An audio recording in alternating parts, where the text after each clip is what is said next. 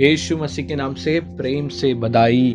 Russia में 1980 में एक घटना हुई थी, बहुत बड़ा घटना थी।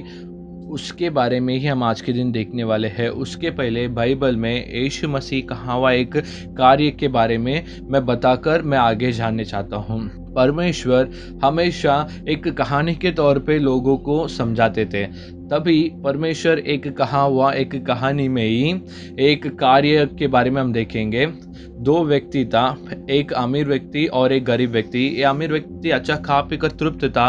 एक गरीब व्यक्ति उस अमीर व्यक्ति के घर के बाहर बैठकर कुछ खाने के लिए नहीं मिलेगा क्या करके हमेशा इंतजार करता था। वो भी नहीं देने के लिए मन था। ये अमीर व्यक्ति ऐसा जी रहा था। एक दिन दो व्यक्ति मर जाते हैं। मरने के बाद जो उनका जीवन कैसा था उसके बारे में परमेश्वर हमें सिखाते हैं। वो हम इस बाइबल के भाग में देखते हैं। क्या है, यह अमीर व्यक्ति एक पाताल, एक नरक के समान होने वाले जगह में पड़ा है।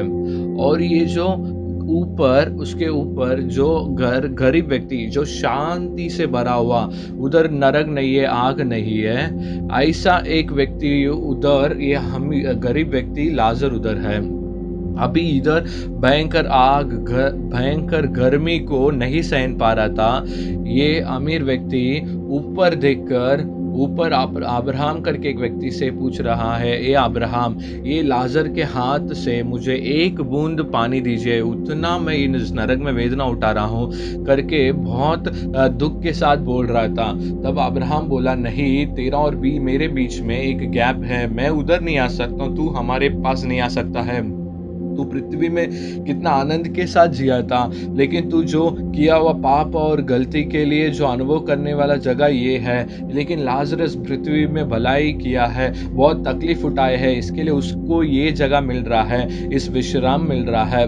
तभी अमीर व्यक्ति पूछा, तो मेरे लिए 5 भाइयों हैं, मुझे भेजना, दया करके भेजो, मैं एक बार जाकर बोलकर आ जाता हूँ। तभी अब्राहम बोला, नहीं, ऐसा सब नहीं कर सकते हैं, जो जीवित है वो बोलने दे। जो जीवित है वो बोलकर नहीं सुनेंगे तो तू जो मर गया, तू जीवित जाकर बोलने वाले बातों को तेरे भाई लोग नहीं सुनेंगे। तभी वैसा नरक के बारे में एक भयंकर घटना, सच बात को परमेश्वर इन लोगों को बता रहे थे। वो हमने देखा। भाइयों बहनों, नरक सच है। मैं पहला रशिया के बारे में बताया था कि 1980 में पृथ्वी में कितना ज़्यादा हम गहराई में खोद सकते हैं करके रशिया खुदाई करने के लिए जो खोजियों सब मिलकर लगभग 3000 लोगों को काम में रखकर वे खोदने लगे।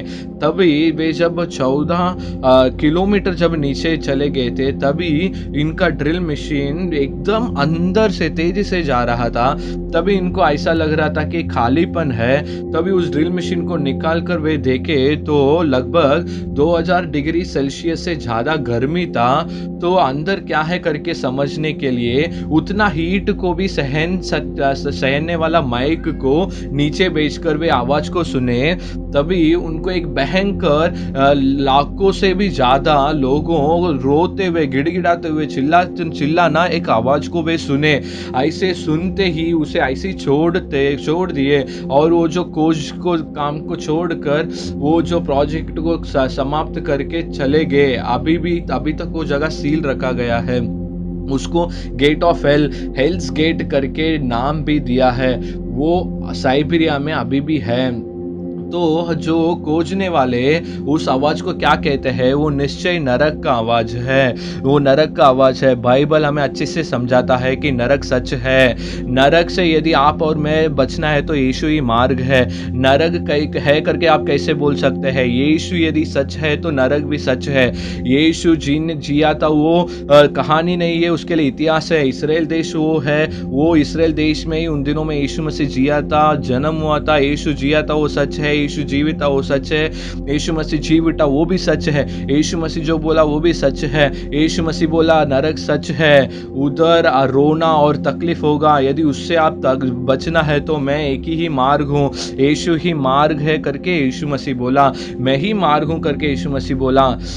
स्वर्ग जाने का मार्ग मैं ही हूँ करके यीशु मसीह बोला, और कोई है ही नहीं। ये आवाज़ को सुनने वाले भाइयों बहनों, ये महामारी हमें बहुत दबाव दे रहा है।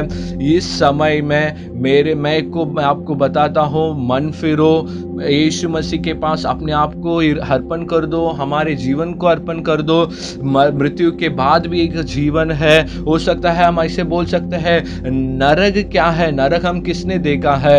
ये बकरा को हम देखेंगे तो कसाब के दुकान में वो ऐसी घास खाते हुए अच्छा जॉली करते हुए मजा करते रहता है, लेकिन और एक बकरे को काट कर इस प्रकार लटकाया होता है। लेकिन इसका गर्दन जब पकड़ता है तभी इसको समझ में आता है कि हाँ मैं मरने जा रहा हूँ। इसी प्रकार एथिस्ट और बहुत साइंस बोलने वाले बोलेंगे ऐसा सब कुछ नहीं है, मृत्यु के बाद एक जीवन नहीं है, हम ऐसे हवा में मिल जाएंगे। ऐसे बड़ी बड़ी सिद्धांत हम बोल सकते हैं, लेकिन जीवन जाने के जो अंत पल में ही पता चलेगा। मरने का डर, बाइबल कहती है कि मरने का डर से सभी को छुड़ाने के लिए वो क्रूस में बलि हो गया। मैं इतना हिम्मत के साथ कैसे बोल सकता हूँ, क्योंकि वो मरने का डर से हम अलग किए गए हैं। वो हो सकता है हम मरेंगे, फिर भी हम यीशु मसीह के पास हम जाएंगे, नरक में नहीं बल्कि यीशु मसीह अपने साथ स्वर्ग में हमें इकट्ठा कर लेगा। वो विश्वास के साथ ही हम बात बोल रहे हैं। इस संदेश को सुनने वाले भाइयों बहनों, अपने जीवन को भी यीशु मसीह के पास अर्पण कर दो। यीशु मसीह वो अनंत काल जीवन आपको देंगे, नरक से आपको छुड़ाएंगे। और एक संदेश में मैं आपको मिलता हूँ। आमीन।